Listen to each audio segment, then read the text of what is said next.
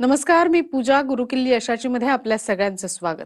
रोजच्या धकाधकीच्या जीवनात आपण बऱ्याचदा तणावाखाली असतो. आयुष्यातील अनेक प्रश्न अनुत्तरित राहतात. यासाठीच आध्यात्मिक यात्रा जरूर करावी असं म्हटलं जातं. अशाच विविध आध्यात्मिक यात्रा नियोजित करण्यासाठी प्रसिद्ध असणारे सुप्रसिद्ध राज्यज्योतिष यांत्रिक श्री माधव गुरुजी आज आपल्या सोबत आहेत. सगळ्यात आधी आपण त्यांचं स्वागत करूया आणि लगेचच आजच्या आपल्या विषयाला सुरुवात करूया. गुरुजी, सगळ्यात आधी आमच्या कार्यक्रमामध्ये आपलं मनपूर्वक स्वागत. नमस्कार. साईराम. आदेश. नक्कीच. तर आपण गुरुजींची थोडक्यात ओळख करून घेऊया. गुरुजींबद्दल बोलायचं झाल्यास ते प्रतिभा ॲस्ट्रॉलॉजी रिसर्च सेंटर ही वैज्ञानिक दृष्टिकोनातून ज्योतिषशास्त्राचं मार्गदर्शन करणारी संस्था आहे. ॲडव्होकेट श्री माधव गुरुजी या संस्थेचे संस्थापक आहेत. श्री माधव गुरुजी यांनी शुक्राचार्य ॲस्ट्रॉलॉजी सेंटर दिल्ली मार्फत त्यांनी ज्योतिषशास्त्राचा विविध शाखांचा तब्बल 16 वर्षांचा अभ्यासक्रम पूर्ण करून राज्य ज्योतिष यांत्रिक ही पदवी संपादन केली. गेल्या 19 वर्षापासून प्रतिभा ॲस्ट्रॉलॉजीच्या माध्यमातून श्री माधव गुरुजींनी हजारो कुटुंबांना मार्गदर्शन केले. श्री माधव गुरुजी यांना ज्योतिष विद्याशास्त्राची 7 पिढ्यांची म्हणजेच 350 वर्षांची परंपरा सुद्धा लाभलेली आहे. सूक्ष्म रीडिंग, कुंडली मार्गदर्शन, वास्तुदोष निवारण, प्रश्नकुंडली, पंचयाग, महालय श्राद्ध या विविध सेवांसोबतच आध्यात्मिक साधनासहित धार्मिक यात्रा प्रतिभा ॲस्ट्रॉलॉजी मार्फत आयोजित केल्या जातात. चारधाम यात्रा असेल, नर्मदा परिक्रमा, तिरुपती कोल्हापूर यात्रा, हम्पी यात्रा, पंढरपूर यात्रा, गिरनार यात्रा, कैलास मानसरोवर यात्रा अशा अनेक यात्रा वर्षभरात नियोजित केल्या जातात. स्वतः ॲडव्होकेट श्री माधव गुरुजी या यात्रेत देवदर्शनासोबतच सर्व आवश्यक धार्मिक विधीही यजमानांकडून करून घेत असतात, ज्यानं त्यांच्या आयुष्यातील अनेक अडचणींवर मात करत सुखाचा मार्ग त्यांचा मोकळा होतो. श्री माधव गुरुजी यांना भेटण्यासाठी आपण पनवेल या सेंटरवर सोमवार, मंगळवार आणि शुक्रवार या दिवशी आणि प्रत्येक शनिवारी दादर आणि रविवारी पुणे येथे आपण गुरुजींना नक्कीच भेटू शकता. तसंच गुरुजींचं शैक्षणिक क्षेत्रातही मोठं योगदान आहे. बाबा इंटरनॅशनल नावाची स्वतःची सीबीएसई शाळा सुद्धा आहे. श्री माधव गुरुजी यांची विशेष ओळख म्हणजे ते नर्मदा तटवासी आहेत. ओंकारेश्वरला माधव स्पर्श शक्तीपीठ प्रतिष्ठान नावाचा स्वतःचा त्यांचा आश्रम आहे. अध्यात्माचा प्रसार प्रचार करण्याचा हेतू सुद्धा त्यांचा आहे. तसंच सुनीता उल्हास गोरक्षणी या गोशाळेच्या माध्यमातून गोमातेच्या सेवेसाठी गोरक्षणासाठी कामही माधव स्पर्श मध्ये सुरू असतं. तर असे हे माधव गुरुजी आपल्या स्टुडिओमध्ये. लगेचच आपण आपल्या आजच्या विषयाला सुरुवात करूया. गुरुजी, अत्यंत महत्वाचं आहे ॲस्ट्रॉलॉजी बद्दल प्रत्येकानं जाणून घेणं. तर सगळ्यात पहिला प्रश्न माझा असा आहे, आध्यात्मिक प्रवास असेल आणि यात्रेकरूचं जीवन असेल, ॲस्ट्रॉलॉजी, कर्म या दोघांचा काही संबंध आहे का? तो असेल तर कसा असेल? आणि याबद्दल जर का आपल्या प्रेक्षकांना माहिती जाणून घ्यायची असेल, नक्कीच सगळ्यांना उत्सुकता असेल, याबद्दल काय सांगू शकता? मॅडम, ॲस्ट्रॉलॉजी आणि प्रवास या दोन्ही गोष्टी अत्यंत जवळच्या आणि महत्त्वाच्या आहेत. का तर ॲस्ट्रॉलॉजी म्हणजे फक्त एवढंच नाही की त्याच्यामध्ये तुमच्या जीवनामध्ये काही समस्या आहे आणि त्याच्यावरती समाधान आहे, म्हणजे की तुम्हाला काही अडलं आणि तुम्ही येऊन प्रश्न विचारायचा आणि त्याचं उत्तर मिळणं, म्हणजे ॲस्ट्रॉलॉजीमध्ये नाही येत. ॲस्ट्रॉलॉजी हे आहे की तुमचं संपूर्ण, की तुम्ही जीवनाला आल्यानंतर तुमचा अख्खा परिचय, तुम्ही काय करायचं आहे, तुमच्या आयुष्यात काय होणार आहे, ही सगळी माहिती त्याच्यामध्ये उपलब्ध आहे. आणि ती उपलब्ध होत असताना त्यावेळेला आपल्याला म्हणजे की आपण ती सगळी समजून घेणं आणि त्याप्रमाणे आपण जीवन जगणं, ह्या संपूर्ण क्रमपट जो आहे हा क्रमपट ॲस्ट्रॉलॉजीमध्ये करून घेतला जातो. आता ॲस्ट्रॉलॉजी बघाल तर फक्त समस्या आणि समाधानाचं शास्त्र नाही, तर त्याच्यामध्ये मार्गदर्शन आहे की प्रत्येक गोष्टीवरती तुम्हाला गाईडलाईन मिळते, प्रत्येक गोष्टीवरती तुम्हाला उपाय मिळतात. ह्या सगळ्या गोष्टी होत असताना त्याच्यापासून ज्ञान संपन्नता सुद्धा मोठ्या प्रमाणामध्ये आहे. म्हणजे ज्ञान मिळण्याचं सर्वात मोठं सेंटर कुठलं असेल तर ॲस्ट्रॉलॉजी असेल. आज सुद्धा 6 शास्त्र जर तुम्हाला शिकायची असतील, म्हणजे ज्याच्यामध्ये व्याकरण आलं, ज्याच्यामध्ये निरुक्त आलं, ज्याच्यामध्ये कल्पसूत्र आलं, या सगळ्या गोष्टी जर तुम्हाला शिकायच्या असतील तर पहिले तुम्हाला ॲस्ट्रॉलॉजी शिकावी लागते. त्यावेळेला तुम्ही पुढे 6 शास्त्र शिकू शकता. ॲस्ट्रॉलॉजीमध्ये तुम्ही एंट्रन्स झाल्याशिवाय बाकीच्या शास्त्राची ओळखच होऊ शकत नाही. तर ज्ञानाचं प्रमुख सेंटर काय असेल तर ॲस्ट्रॉलॉजी आहे. मग ॲस्ट्रॉलॉजीमध्ये आपण आल्यानंतर ज्ञान संपादन करत असेल तर ज्ञान मिळण्याच्या 3च जागा आहेत. एक म्हणजे की चांगल्या वाचनामध्ये चांगलं ज्ञान मिळतं, चांगल्या संगतीमुळे आपल्याला चांगलं ज्ञान मिळतं, आणि तिसरं चांगलं ज्ञान जे आपल्याला प्रवासामध्ये मिळतं. तर प्रवासामध्ये मिळणारं ज्ञान, त्याच्यानंतर चांगल्या संगतीमध्ये मिळणारं ज्ञान आणि वाचनामध्ये मिळणारं ज्ञान, या तिन्हीचा जर सांगड घालायचा असेल तर ज्यावेळेला तुम्ही आध्यात्मिक यात्रा करता त्यावेळेला आध्यात्मिक यात्रेमध्ये या तिन्ही गोष्टीची सांगड घातली जाते की तुम्हाला चांगला सत्संग मिळतो. सेकंड थिंगमध्ये की खूप सारं वाचन करून तुम्हाला जे नॉलेज मिळेल ते तुम्हाला सत्संगाच्या मार्फत मिळतं. आणि तिसरं म्हणजे की जे प्रवासी तुम्हाला मिळतात, जे सहप्रवासी असतात, ज्यांच्याबरोबर बोलल्यानंतर पूर्णपणे सगळ्या तुमचं जीवनपट इझी होऊन जातो. म्हणजे आणि आपल्या आयुष्यामध्ये काय काय जमेच्या बाजू आहेत त्या तुम्हाला कळतात. म्हणजे प्रत्येक वेळेला आपण आपल्याला कमीच लेखत असतो, अरे माझ्याकडे हे नाही, माझ्याकडे ते नाही, माझ्या जीवनामध्ये असं आहे, माझ्या जीवनामध्ये तसं आहे. ज्यावेळेला आपण 10 लोकांच्या बरोबर जातो त्यावेळेला कळतं की आपलं खूप सारं व्यवस्थित आहे आणि आपल्याकडे खूप सारं चांगलं आहे. आपण भरपूर पॉझिटिव्ह आहोत, आपल्याकडे ऊर्जाही भरपूर आहे आणि त्या पॉझिटिव्हिटीमध्ये मग आणखीन वाढ होते आणि तुमचा महत्त्वाची गोष्ट म्हणजे की आत्मविश्वास वाढतो. आणि मग हे ज्ञान त्याच्यामध्ये संपादित असताना जसं की ॲस्ट्रॉलॉजी माध्यमातून हा संपूर्ण आपण धार्मिक यात्रा करतो, प्रत्येक ठिकाणी आपण घेऊन जातो. जर तुम्ही बघितला चार्ट तर प्रत्येक महिन्याला कुठे ना कुठे यात्रा आहे. तर ते यात्रामध्ये नेण्याचा उद्देश हाच आहे, म्हणजे की आज ॲस्ट्रॉलॉजीमध्ये कितीतरी लोक येतात, त्याच्या वेळेला त्यांच्या जीवनामध्ये समस्या घेऊन येतात. तर कितीतरी लोक असे येतात की ज्यांच्या जीवनामध्ये आता पुढे काय हा त्यांना प्रश्न आहे म्हणजे, आणि त्या प्रश्नाच्या उत्तरामध्ये तुमच्यामध्ये परिवर्तन यायला पाहिजे. जिथपर्यंत तुमच्यामध्ये परिवर्तन येत नाही, नो चेंज नो लाईफ. म्हणजे भगवान श्रीकृष्ण परमात्मा पण गीतेमधनं संदेश देतात की परिवर्तन ही संसार का नियम आहे. तुमच्यामध्ये बदल यायला पाहिजे. मग तो बदल एक्झॅक्टली असा पाहिजे की ज्या बदलामध्ये तुमचा बदलही झाला पाहिजे, पण त्याच्याबरोबर तुम्हाला ज्ञानही मिळालं पाहिजे आणि त्याच्यामध्ये तुमचा आत्मविश्वासही वाढायला पाहिजे. मग ही सगळी सांगड येते ती आध्यात्मिक यात्रेमध्ये घातली जाते. त्यामुळे ज्योतिषशास्त्राचा म्हणजे ॲस्ट्रॉलॉजीचा आणि आध्यात्मिक यात्रेचा मोठा म्हणजे की सिक्वेन्स आहे, मोठा त्याच्यामध्ये त्यांच्यामध्ये संबंध आहे. याच्या पलीकडे आपण जाऊन बघितलं तर मी स्वतः यात्रेमध्ये असतो. अशी कुठलीही यात्रा त्याच्यामधली नाही की जी यात्रा तुम्हाला बसून दिलं आणि मी टाटा करणार आहे. म्हणजे मी प्रत्येक यात्रेमध्ये पूर्ण तुमच्या बरोबर आहे आणि मी यात्रेमध्ये बरोबर असल्यानंतर तुम्ही ह्या वेळेला म्हणजे की आता हम्पीचे वगैरे फोटो तुम्ही बघताय तर गाडीमध्ये सुद्धा सत्संग चालू असतो. म्हणजे ज्यावेळेला आपण एखादा प्रवास करत असतो त्यावेळेला प्रवासामध्ये सुद्धा लोकांचे आध्यात्मिक प्रश्न असतात, ते आपण विचारत असतो. आध्यात्मिक वेगवेगळी उदाहरणं त्यांना देत असतो आणि कुठलीही गोष्ट उदाहरणांनी खूप चांगली समजते. म्हणजे तर त्याच्यामध्ये ते सत्संग करत असताना त्याच्यामध्ये ते सगळं नॉलेज मिळत राहतं आणि त्याच्यामुळे खूप सारे कन्सेप्ट आपल्या क्लिअर होत जातात आणि आपण अगदी मनमोकळे होतो. ह्याच्यामध्ये अगदी एक उदाहरण द्यायचं झालं तर आमचा समीर म्हणून खूप चांगला मित्र आहे आणि त्याचे वडील मिलिटरीमधनं रिटायर झाले. आता वास्तविक पाहता मिलिटरीमध्ये 15 वर्षात माणूस हो. रिटायर होतो आणि रिटायर झाल्याच्या नंतर त्यांनी असं ठरवलेलं की मी आता ह्याच्यापुढे नोकरी नाही करणार. म्हणजे मी मिलिटरीमध्ये जॉब करून आलोय, देशाकरता मी काम केलंय, तर आता मी इतर ठिकाणी कुठे नोकर म्हणून नाही जाणार काम करायला. मी माझा स्वतःचा व्यवसाय करेन आणि त्याच्यामध्ये हे करेन. मग व्यवसाय करताना लोकांचं त्यांच्याबरोबर जमणं, घरी आल्यानंतर घरच्यांबरोबर जमणं, या सगळ्या गोष्टी खूप टफ वाटत होत्या. आणि समीर म्हटलं की बाबांचा स्वभाव असा आहे की त्यांना थोडं जरी काही खट्ट झालं ना तरी माझं ते घर सोडून जातील. अशा परिस्थितीमध्ये काय करायचं. मी म्हटलं बघ आता नर्मदा परिक्रमा आहे, तू पप्पांना नर्मदा परिक्रमेला पाठव, बाकी सगळं माझ्यावर सोड. आणि नर्मदा परिक्रमेमध्ये ते यायला तयारच नव्हते. कसेबसे घरच्यांनी तयार केले. मला म्हणले काय करू, मी यात्रेला येणार. म्हटलं माझ्या बाजूची सीट तुम्हाला आहे. आणि समीरचे बाबा 15 दिवस नर्मदा परिक्रमामध्ये आले. त्या परिक्रमेमध्ये ते इतके हॅबिच्युअल झाले की मी सगळीकडे त्यांना कामाला लावलं, माझ्या बाजूला बसवलं. त्यामुळे कुठलं काम करायचं माझ्यावर आलं की ते म्हणायचे गुरुजी तुम्ही थांबा मी करतो, की त्यांना पुढे जाऊन करायला लागायचं. पंगत वाढण्यापासून आचार्याच्या इकडे एखाद्या हाताखाली काम करायचं असेल ते सुद्धा समीरच्या बाबांनी केलं. आणि त्याच्यामध्ये ते इतकं हॅबिच्युअल झालं ना की घरी आल्याच्या नंतर ते पूर्णपणे बदलले गेले. म्हणजे त्यांचा एक जो होरा होता, प्रत्येक गोष्टीमध्ये कडकपणा होता, डिसिप्लिन त्यांचं जसं तसं राहिलं. आणि मला वाटतं की यात्रेमध्ये सुद्धा त्यांनी खूप चांगलं डिसिप्लिन आम्हाला दिलं. म्हणजे खरोखर त्यांनी सांगितलं की गुरुजी आपल्याला हे चेंजेस करायला पाहिजे, गुरुजी आपल्याला असं करायला पाहिजे.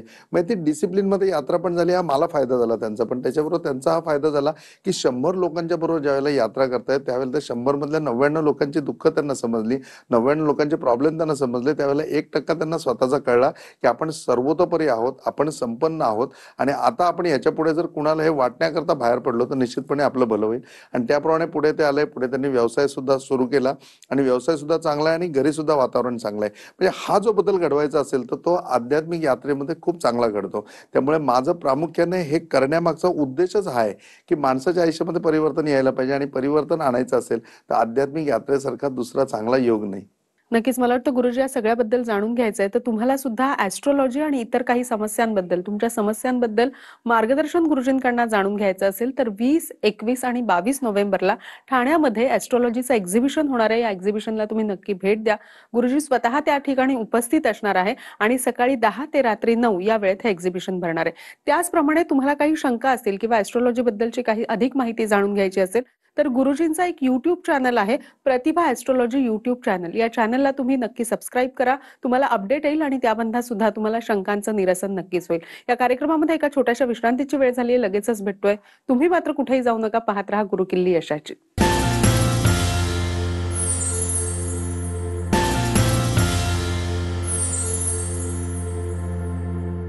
गुरुकिल्ली यशाचीमध्ये आपल्या सगळ्यांचं स्वागत. आज आपण अध्यात्म यात्रा, ॲस्ट्रॉलॉजी या सगळ्याबद्दलची माहिती जाणून घेतो आणि आपल्याला मार्गदर्शन करतायत श्री माधव गुरुजी.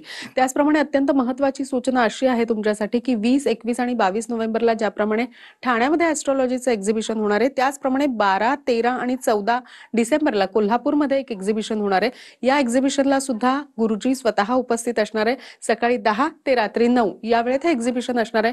तुम्हाला सुद्धा ॲस्ट्रॉलॉजी बद्दलच्या किंवा तुमच्याविषयीच्या काही शंका असतील तर या शंकांची उत्तरं तुम्हाला नक्कीच गुरुजी तिथे देऊ शकतील.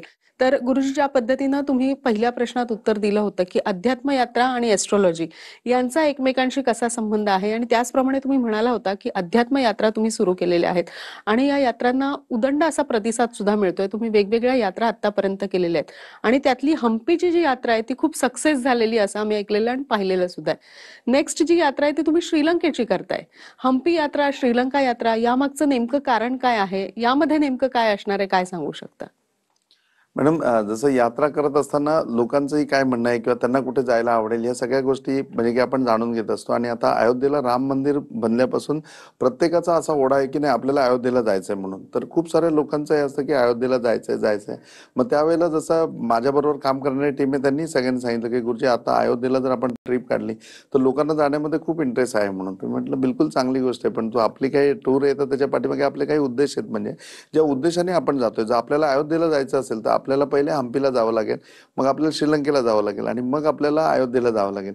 सगळे म्हणले असा का प्रवास करत जायचा? मी म्हटलं बघा, रामाचं जे आहे ते रामाचं कार्य जिथपर्यंत आपल्याला समजत नाही तिथपर्यंत आपण अयोध्येमध्ये जाऊन फक्त राजा झालेला राम बघितला तर आपल्याला काही समजणार नाही.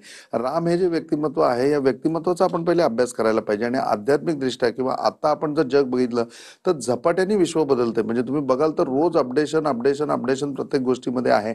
म्हणजे अपडेशन मध्ये कुठेतरी माणसाने स्वतःच्या बाबतीत सुद्धा अपडेट व्हायला पाहिजे. आणि आताचं बघा, लास्ट टाइमच्या याच्यामध्ये एपिसोडमध्ये आपण सांगितलं होतं की पुरुषार्थाची प्रत्येकाला जाणीव व्हायला पाहिजे. आज प्रॉब्लेम असा आहे की प्रत्येकाला मान्य आहे की बाबा माझ्यामध्ये पुरुषार्थ आहे, परंतु त्या गोष्टीमध्ये माणूस कार्यच करत नाही आणि दुसऱ्या गोष्टीमध्ये कार्य करतोय. तर त्याला त्याच्या पुरुषार्थाची जाणीव व्हायला पाहिजे आणि त्याच्या पुरुषार्थामध्ये ज्या वेळेला तो पूर्णपणे काम करेल त्याच्या वेळेला तो पूर्ण यशस्वी होईल. आणि हा संकल्प कुठेतरी सुरू झाला तो भगवान रामांपासून चालू झाला. रामांनी त्यांच्या आयुष्यामध्ये स्वतःचा पुरुषार्थ पूर्णपणे जपला. त्यांना मर्यादा पुरुषोत्तम म्हणून ओळखलं जातं. म्हणजे आणि मर्यादा पुरुषोत्तम म्हणजे त्यांनी पुरुषोत्तम पूर्णपणे होऊन पुरुषार्थाच्या मर्यादा कधी ओलांडल्या नाहीत. म्हणजे त्या मर्यादेत राहून पूर्णपणे स्वतःचा जीवन कालावधी त्यांनी जगून दाखवलाय. दुसरं मूर्तिमंत उदाहरण त्याच्यामध्ये मूर्तिमंत पुतळा जो आहे तो भगवान प्रभू रामचंद्र आहेत. परंतु या पुरुषार्थाचा जर महामेरू बघायचं झालं तर महामेरू आपले हनुमंत आहेत. खरोखरी प्रत्येकाच्या जीवनामध्ये एक आयडॉल असेल ना तर सगळ्यांनी हा आयडॉल म्हणून हनुमानाचा विचार करायला पाहिजे, मारुती रायांचा विचार करावा लागेल. का तर खरोखरी त्यांनी जगलेलं आयुष्य इतकं उत्कृष्ट आहे. आणि त्याप्रमाणे त्यांचे जे एक मॅनेजमेंट आहेत त्याचं आपण शिकलो की आपल्या जीवनामध्ये जो पुरुषार्थ ते जगले तो पुरुषार्थ आपण आपल्या आयुष्यामध्ये आणू शकलो तर आपलं आयुष्य 100% सक्सेस होऊ शकतं. आणि मग प्रभू रामचंद्रांना अयोध्येमध्ये भेटायला गेलो तर आपल्याला कुठेतरी राम समजतील आणि कुठेतरी रामांना भेटण्यात सुद्धा त्यांना सुद्धा बरं वाटेल की आपण त्या पुरुषार्थ त्यांच्याकडनं शिकण्याकरता आलेलो आहोत आणि त्यावेळेला आपण तो आत्मसात करू शकतो. तर त्याप्रमाणे जसं काल आहे तस्मिन् नमा, काळ बदलतोय, विश्व जसं झपाट्याने बदलत आहे तसं रामायणातला प्रत्येक प्रसंग आहे ना मॅडम, याचा तुम्ही जर अर्थ आता कलियुगामध्ये काढला किंवा आता त्या प्रसंगामध्ये बघितलं तर खरंच खूप वेगळी काय आहे. म्हणजे एक रामायण जे आहे ते रामायण इतकं अगदी आपण आता म्हणतो ना तसं 3D डायमेन्शन मध्ये पूर्णपणे आहे की प्रत्येक क्षणाला आणि प्रत्येक काळाला त्याची वेगवेगळी उत्तरं आहेत. म्हणजे तर आताच्या काळानुसार कलियुगामध्ये रामायणातला प्रत्येक प्रसंग कसा बघायला पाहिजे तो आपल्याला ज्यावेळेला समजेल त्यावेळेला आपल्या आयुष्यामध्ये आपल्याला पुरुषार्थ कळेल. आणि पुरुषार्थ नुसता कळून उपयोग नाही. आपण सगळेजण खूप ज्ञानी आहोत, आपल्याला सगळ्यांना खूप नॉलेज आहे, परंतु ती गोष्ट आयुष्यामध्ये वापरायची कशी हे आपल्याला कळत नाही. आणि गरजेचं आहे की आपल्याला ते जाणून घेणं. आपल्यामध्ये आहे ते आपल्याला माहिती आहे, पण ते आपल्यामधलं अस्तित्वात कसं आणायचं, त्याचा वापर कसा करायचा, याची सर्वात सोपी हातोटी कुठे असेल तर भगवान हनुमंतरायांच्या चरित्रामध्ये आहे. आणि त्यांचं जर चरित्र ऐकायचं असेल तर त्यांच्या चरित्रामध्ये किंवा इवन दो रामायणामध्ये, रामायण संपूर्ण कांडांच्या स्वरूपामध्ये आहे. तुम्हाला माहिती की प्रत्येक याच्यामध्ये बालकांड वगैरे अशी कांड आहेत. ह्याच्यामध्ये 2 कांड आहेत ज्या कांडमध्ये पूर्णपणे भगवान प्रभू रामांचे पण पुरुषार्थ येतात आणि त्याच्यामध्ये हनुमानाचे पण पूर्णपणे पुरुषार्थ येतात. तर सुंदर कांड जे येतं की सुंदर पर्वतावरनं हनुमानांनी छलांग घेतली तो हम्पीमध्ये आहे.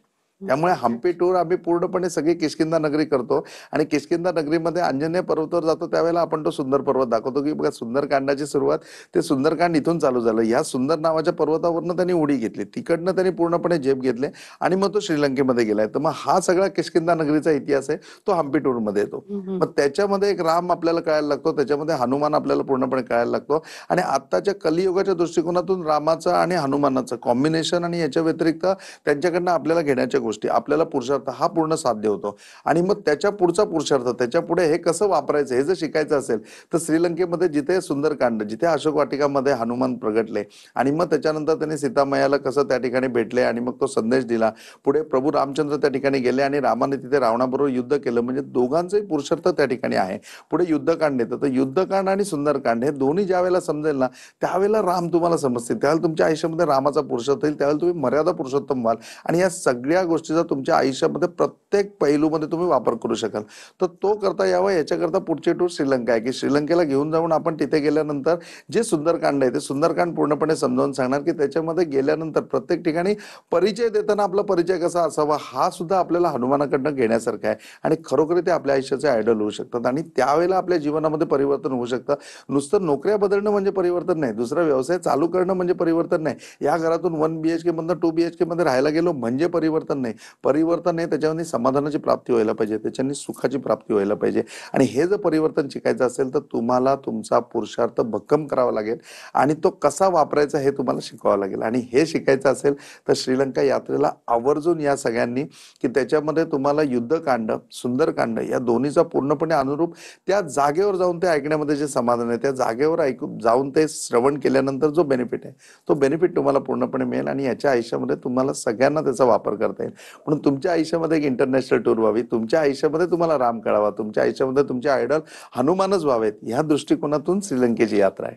तर मला वाटतं गुरुजी, मला तुमच्याकडनं अजून बरंच काही जाणून घ्यायचंय, मात्र त्याआधी एक महत्त्वाची सूचना अशी आहे की तुम्हाला सुद्धा श्री माधव गुरुजी यांच्याशी प्रत्यक्ष संपर्क करायचा असेल किंवा प्रत्यक्ष त्यांना भेटायचं असेल तर प्रतिभा ॲस्ट्रॉलॉजी सेंटरच्या कॉल सेंटरला तुम्ही नक्की कॉल करा आणि तुमचा कॉल जर त्या ठिकाणी उचलला गेला नाही तर पुन्हा तुम्हाला सेंटरवरून कॉल येईल. तुम्ही नक्कीच त्यांच्याशी संपर्क करा आणि गुरुजींना प्रत्यक्ष जाऊन भेटा. तर गुरुजी, ज्या पद्धतीनं तुम्ही म्हणालात आता की ॲस्ट्रॉलॉजी आणि यात्रा यांचा एकमेकांशी कसा संबंध आहे, त्याचप्रमाणे श्रीलंका यात्रा का महत्वाची आहे आणि आता सगळ्यात महत्वाचा प्रश्न असा राहिलेला आहे की प्रत्येक माणूस जो असतो तो कष्टासाठी प्रयत्न करत असतो किंवा खूप कष्ट करत असतो आणि कष्ट करून प्रत्येक गोष्ट मिळवण्यासाठी तर बरेच प्रयत्न करत असतो, पण काही माणसांमध्ये असं होतं की कष्ट केल्यानंतर सुद्धा बऱ्याच अडचणी येतात आणि हवी ती गोष्ट त्यांना वेळोवेळी मिळत नाही. असं का होतं, यामागचं कारण काय आहे आणि हे सुद्धा कारण आपण सूक्ष्म रिडिंग मधनं शोधू शकतो का आणि त्यावर मात करू शकतो का? 100% मॅडम, सूक्ष्म रेटिंग याच्यामध्ये सगळ्या गोष्टी, की तुम्हाला पडलेले स्वतःच्या बाबतीतले प्रश्न, याच्या व्यतिरिक्त नैसर्गिक कुठले प्रश्न असतील किंवा दुसरी कुठली आपत्ती असेल तर याच्याबाबत देखील पूर्णपणे मार्गदर्शन त्याच्यामध्ये उपलब्ध असतं. त्याच्यामध्ये मार्गदर्शन त्याच्यामध्ये प्राप्त होऊ शकतं. आणि हा जो प्रश्न तुम्ही विचारलाय, मला वाटतं प्रत्येक माणसाच्या मनामध्ये असतं, कारण जो तो प्रगती करता कष्ट करतोय, जो तो स्वतःचं भलं करण्याकरता प्रयत्न करतोय, त्याच्यामध्ये वाटोळ होत नाहीये पण निश्चितपणे भलं पण होत नाहीये.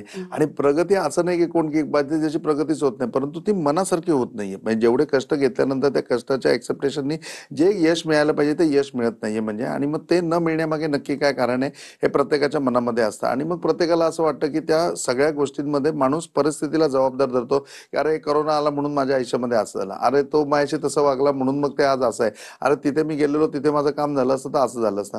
परंतु माणूस स्वतःकडे कधीच वळून बघत नाही की बाबा माझ्यामध्ये काय प्रॉब्लेम आहे, माझ्यामध्ये अशी काय खोटे की ज्याच्यामुळे या सगळ्या गोष्टी माझ्या आयुष्यामध्ये मला समोर दिसतात पण माझ्या आयुष्यामध्ये प्राप्त होत नाहीयेत. मी एवढी मेहनत करतोय पण मला हवं तसं यश मिळत नाहीये. मी एवढं सगळं करतोय पण एवढं करून माझा जमतेम परिवार म्हणजे की 2 टाइमचं मला जेवायला मिळतंय, त्याच्या पलीकडे माझी परिस्थिती जात नाही, माझा परिवारच तेवढ्यावरच चालतोय. मग ह्या सगळ्या परिस्थितीमध्ये गांजून जाऊन त्याचं उत्तर शोधण्याचा प्रत्येकजण प्रयत्न करतो. आणि हे ज्या वेळेला उत्तर शोधण्याचा प्रयत्न कराल त्याच्या वेळेला इकडे तिकडे न बघता तुम्ही खरोखरी सूक्ष्म रिडिंग बघा, तुम्ही प्रतिभा ॲस्ट्रॉलॉजीमध्ये या, तुमचा हा प्रश्न घेऊन या, तुम्हाला निश्चितपणे याच्यामध्ये मार्गदर्शन होईल. आता याच्यामध्ये हा प्रश्न किंवा या संदर्भामधले प्रश्न घेऊन हजारो लोक येत असतात, म्हणजे त्याच्या वेळेला त्यांचं सूक्ष्म रिडिंग ज्या वेळेला होतं त्याला सूक्ष्म रिडिंगमध्ये प्रामुख्याने जी येणारी घटना आहे की पाठीमागच्या जन्मामध्ये यांनी असं काय कर्म केलंय की त्या कर्मामध्ये होतं. त्याच्यामध्ये एक सुंदर हे होतं की या पाठीमागच्या जन्मामध्ये एक हुशार व्यक्तिमत्व होतं. जसं आत्ताच्या प्रकारच्या याच्यामध्ये समाजामध्ये वकील वगैरे असतात की ॲडव्होकेट असतो, तो आपल्याला सांगतो प्रत्येक गोष्ट. तर त्याप्रमाणे या लोकांचं काम असं सल्ले देणं होतं की तो खूप हुशार होता आणि लोक त्याच्याकडे सल्ले मागायला यायचे. तर ही व्यक्ती जी आहे ते प्रत्येकाला सल्ले देत असताना त्याच्यामध्ये प्रत्येकाला अर्धवट सल्ले देणं, रॉंग सल्ले देणं, त्याच्यानंतर जे क्रमप्राप्त आहे त्याच्यामध्ये म्हणजे जी परिस्थिती सत्य आहे त्या सत्याच्या विरुद्ध यांनी दिलेलं आहे की त्याच्यामध्ये त्या लोकांचा त्यावेळेला जय झाला असेल, परंतु त्यामुळे बऱ्याच लोकांचा पराजय झाला किंवा बऱ्याचशा लोकांच्या आयुष्यामध्ये प्रॉब्लेम आले. म्हणजे तर ह्या सगळ्या गोष्टी केल्यामुळे त्याचं पाप ह्याच्यावरती पूर्णपणे आहे. दुसऱ्या एका माणसाच्या याच्यामध्ये बघितलेलं की हा मोठा व्यापारी होता आणि हा प्रत्येक वेळेला जागा खरेदी करायचा. ते जागा खरेदी करत असताना सगळीकडे स्वस्तामध्ये जागा मिळावी, म्हणजे ज्या जागेमध्ये लॅटिगेशन आहे की बहीण भावाचा वाद आहे, मग त्या ठिकाणी भावाकडनं तो जागा विकत घ्यायचा आणि मग त्या बहिणीला सांगायचं की आता बघ तू एवढे पैसे घे आणि जा. आणि मग त्याप्रमाणे प्रत्येकाचे असे त्यांनी हक्क काढून घेतले होते. काही ठिकाणी तर असं होतं की जी जागा जी आहे ती सरकारी काही जागा राखीव असते, जसं गुरचरणाकरता आहे, एखादी एका स्मशानाकरता राखीव आहे, एखादी जागा शाळेकरता राखीव आहे. तर त्या ठिकाणी काही पैसे देऊन त्या ठिकाणी काही ना काही वेगळं हे करून कायद्यामध्ये बदल करून घ्यायचा आणि त्या जागा सुद्धा कमी पैशामध्ये विकत घ्यायच्या. अशा प्रकारे यांनी भरपूर सारं चेंजेस त्याच्यामध्ये केला आणि त्या चेंज केलेल्या असल्यामुळे त्या त्या जागेवरती जे जे विकसित होतं त्या जागेवर ज्या गोष्टी व्हायच्या त्या गोष्टी झाल्या नाही, त्या गोष्टी समाजाला मिळाल्या नाही. मग त्याचं सगळ्याचं पाप, त्याचे सगळ्याचे श्राप कर्म याच्या बरोबर आहेत. अशी वेगवेगळी, कारण प्रत्येकाचा पाठीमागचा जन्म वेगळा आहे, त्यामुळे पाठीमागच्या जन्मातलं कर्म वेगळं आहे. परंतु त्या कर्माचं साक्षीदारित कर्म जे आहे ते साक्षीदारित कर्म हेच आहे की त्यांनी कुठेतरी लोकांची दिशाभूल केलेली आहे, त्याच्यामुळे बऱ्याच लोकांवरती अन्याय झालाय. कुठेतरी त्यांनी स्वतःच्या स्वार्थापोटी असं केलंय की समाजामध्ये एखादी गोष्ट उत्पन्न होण्याकरता बराच कालावधी निघून गेलाय. ती प्लेस जी अवेलेबल होती ती प्लेस त्या ठिकाणी त्यांनी दिली नाही, ती त्यांनी स्वतःकडे ठेवली, त्याच्यामुळे अन्याय झालाय. मग ह्या सगळा अन्याय ज्या वेळेला लोटलेला आहे त्याच्या वेळेला जे लागणारे श्राप कर्म आहेत ते ह्या जन्मामध्ये त्याच्याकडे आलेत. आता या जन्मामध्ये असं आहे की हा सगळ्या गोष्टीमध्ये प्रयत्न करतोय पण तो याला यश मिळत नाही. मग अशा प्रकारचं कर्म असेल तर निश्चितपणे याच्यावरती उपाय सुद्धा आहे. मग त्याच्यामध्ये उपाय येतो, त्याच्यामध्ये यागामध्ये नवचंडी याग खूप श्रेष्ठ येतो की नवचंडी याग तुम्ही केल्याच्या नंतर कुठल्याही प्रकारचं कर्म असेल तर त्याचा दोष कमी होण्याकरता पुण्य तुमच्याकडे जमा येतं. मग त्याच्यामध्ये साधारण 7-11 या संख्येने नवचंडी याग येतात. ह्याच्या व्यतिरिक्त नवारण मंत्र याच्यामध्ये खूप पॉवरफुल येतो. नवारण मंत्राचे काही स्वतः तुम्ही जप वगैरे केला तरी त्याच्यामध्ये फायदा होतो. दुर्गा सप्तशतीचे पाठ येतात, 13 पाठ येतात. त्या 13 पाठांचं तुम्ही वारंवार जर तुम्ही त्याच्यामध्ये पारायण केलं, वारंवार जर तुम्ही त्याच्यामध्ये पूर्णपणे पुनश्चरण केलं तर निश्चितपणे त्याच्यामध्ये सुद्धा हे दोष निघून जातात. तर अशा प्रकारचे सोपे उपाय, म्हणजे प्रत्येक वेळेला असं नाही की तुम्हाला काही यज्ञकर्म करायचं आहे आणि त्या यज्ञकर्मामध्ये यायचं आहे. एवढे सोपे उपाय सुद्धा आहेत की एखादा जप उठल्या बसल्या तुम्ही करू शकता, एखादं पठण तुम्ही करू शकता. ते सगळ्या गोष्टी तुम्हाला प्रोव्हाइड केल्या जातात आणि निश्चितपणे ते केल्यानंतर समोरच्या माणसाचा फायदाच होतो की तुमच्या आयुष्यामधल्या ज्या समस्या आहेत त्या तर निघून जातीलच, तुमचं आयुष्य पूर्णपणे सुखी होईल. नक्कीच. ज्याप्रमाणे गुरुजी तुम्ही सांगितलं, की अध्यात्म यात्रा असेल, या सगळ्याचा ॲस्ट्रोलॉजीशी नेमका काय संबंध आहे? त्याचप्रमाणे एकंदरीत हम्पी यात्रा आणि श्रीलंका यात्रा या सगळ्यांचा एकमेकांशी काय संबंध आहे? याबद्दलचं सुद्धा खूप छान मार्गदर्शन तुम्ही आमच्या प्रेक्षकांना केलं. त्याबद्दल आपले मनःपूर्वक आभार. नमस्कार. साईराम, आप सबकी भली करे. गुरु गोरक्षनाथ आप सबकी भली करे. आप सबका जीवन मंगलमय हो. ओम साईराम. तर मला वाटतं तुम्हाला सुद्धा गुरुजींना भेटायचं असेल, गुरुजींशी संपर्क करायचा असेल तर 20, 21 आणि 22 नोव्हेंबरला ठाण्यामध्ये एक्झिबिशन होणार आहे. ॲस्ट्रोलॉजी एक्झिबिशन आहे. तुम्ही नक्की जा आणि गुरुजी स्वतः तिथे सकाळी 10 ते रात्री 9 या वेळेत उपस्थित असणार आहे. त्याचप्रमाणे सगळ्यात महत्त्वाचं 12, 13 आणि 14 डिसेंबरला कोल्हापूरमध्ये सुद्धा असंच एक एक्झिबिशन होणार आहे आणि त्या ठिकाणी सुद्धा सकाळी 10 ते रात्री 9 या वेळेत गुरुजी स्वतः उपस्थित असणार आहे. तर या कार्यक्रमामध्ये आज आपण इथेच थांबतोय. तुम्ही मात्र कुठेही जाऊ नका. पाहत रहा TV9 मराठी.